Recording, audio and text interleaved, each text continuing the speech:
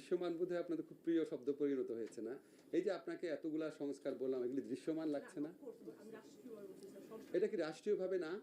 একটা বিচার বিভাগ স্বাধীন করার জন্য এতগুলা আইন করা হচ্ছে, একটা বিচারকে দ্রুত হয়রানি মুক্ত করার জন্য এতগুলা সিআরপিসি সিপিসি সংস্কার করা হচ্ছে, এগুলি কিচ্ছু না।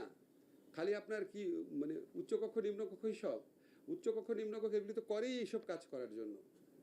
আপনাদের কাছে মানে আমি সরি, আপনাদের কাছে মনে হচ্ছে যে এগুলি হয়তো খুব গুরুত্বপূর্ণ সংস্কার না, এগুলি অনেক গুরুত্বপূর্ণ সংস্কার।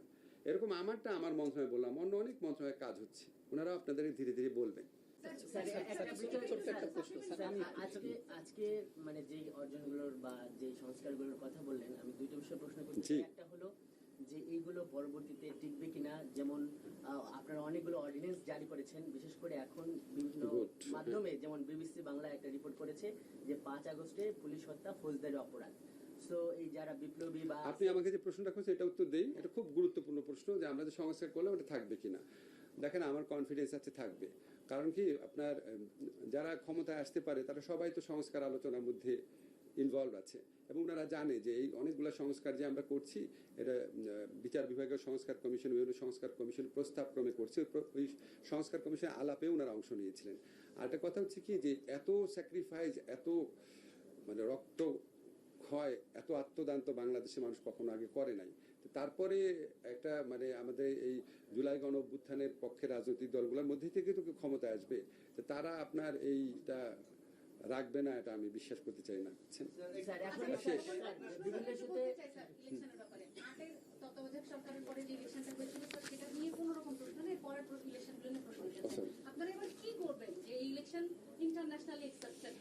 আটের ইলেকশন নিয়ে প্রশ্ন নাই, এটার সাথে আমি দ্বিমত পোষণ করি।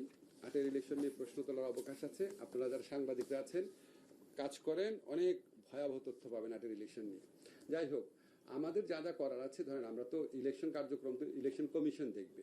আমি শুধু আমাদের সরকারের নিয়তের কথা আপনাকে বলতে পারি।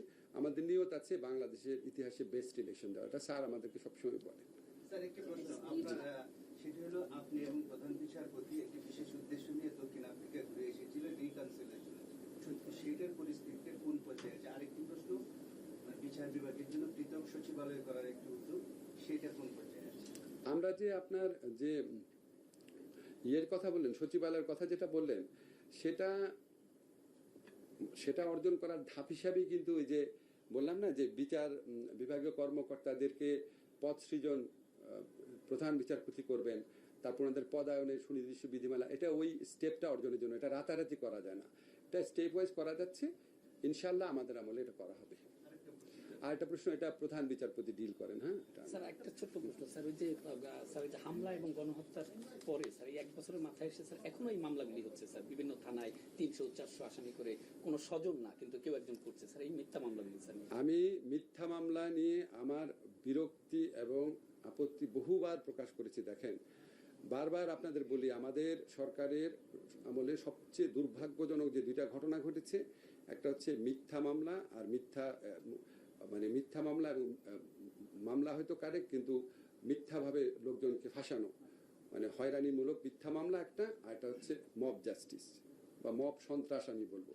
এই 2টা আমাদেরকে খুবই পীড়িত করে, আমাদের মতো চেষ্টা করি। আর মিথ্যা মামলা ঠেকানোর জন্য বা এই মামলাতে অভিযুক্তদের রিলিফ দেওয়ার জন্য আমরা ফৌজদারি কার্যবিধির সংশোধন করে এই আইন করেছি যে পুলিশ চূড়ান্ত রিপোর্টের জন্য অপেক্ষা না করে একটা মানে প্রিলিমিনারি প্রতিবেদন তৈরি করে, এটা পুলিশ সুপার নির্দেশনা যে প্রিলিমিনারি প্রতিবেদন তৈরি করে আদালতে দিবে। আদালত যদি দেখে এখানে ধরেন 400 লোকের বিরুদ্ধে মামলা করা হয়েছে, মাত্র 10-12 জনের বিরুদ্ধে এটা বিশ্বাসযোগ্য সাক্ষ্য আছে, বাকিদের বিরুদ্ধে নাই, তাদেরকে তাহলে আদালত তখনই ডিসচার্জ করে দিতে পারে। কিন্তু এই মামলাটা অপারেশনালাইজ করার দায়িত্ব হচ্ছে স্বরাষ্ট্র মন্ত্রণালয়ের। ওনারা অলরেডি কিছু উদ্যোগ নিয়েছে, ইনশাআল্লাহ কিছুদিনের মধ্যে এটা সুফল পাবেন। স্যার, একটা প্রশ্ন নেবেন স্যার, সেটা হলো যে 15 জুলাই থেকে 8 আগস্ট পর্যন্ত লাস্ট কোয়েশ্চেন। হ্যাঁ, একটা অর্ডিন্যান্স জারি করেছেন স্যার আপনারা, মানে দায় মুক্তি দিয়ে যে যা যা হয়েছে। এখন স্যার নতুন না, না। করে বিভিন্ন জায়গায় আমার এটার বিষয় প্লিজ, আমার এটার বিষয় জুলাই ঘোষণাপত্র এগুলোতে মানে না, আমি এগুলো নিয়ে কথা বলবো না, এটা নিয়ে কথা বলেন, আমি এগুলো নিয়ে পরে কথা বলবো। হ্যাঁ, বলেন। হ্যাঁ, আপনাদের সময় বেশি নেই, কারণ জি। নির্বাচন তো সময় মতো হচ্ছে, যেটা হচ্ছে সেই সময় জি। হবে কিনা। তার আগে স্যার আপনাদের যে ম্যান্ডেট গণহত্যার বিচার এবং সংস্কার, এই এক বছরের সরকার সংস্কারের জায়গাটা কোন জায়গায় আসলে দৃশ্যমান করবে স্যার?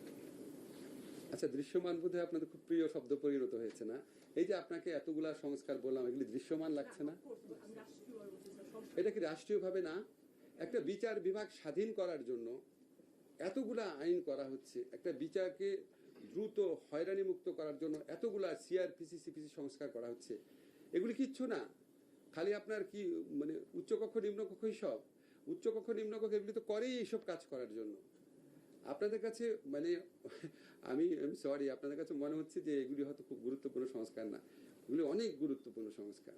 এরকম আমারটা আমার মন্ত্রণালয় বললাম, অন্য অনেক মন্ত্রণালয়ে কাজ হচ্ছে, ওনারাও আপনাদের ধীরে ধীরে বলবেন। হ্যাঁ, এর সাথে যে গণহত্যা বিচার এবং নির্বাচনের সময়সীমাটা তা- আচ্ছা, গণহত্যার বিচারে কি সময়সীমা বলা যায়? নির্বাচনের সময় নির্বাচনের সময় তো জাস্ট ওয়েট করেন, কিছুদিনের মধ্যে ঘোষণা শুনবেন।